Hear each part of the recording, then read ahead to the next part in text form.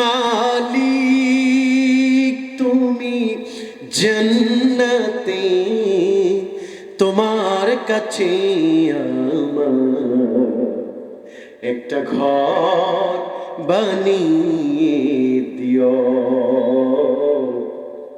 একটা ঘর বানিয়ে দিও। সেদিনও শিখাময় মহাদিনে তোমার প্রতিবেশী করে নিও।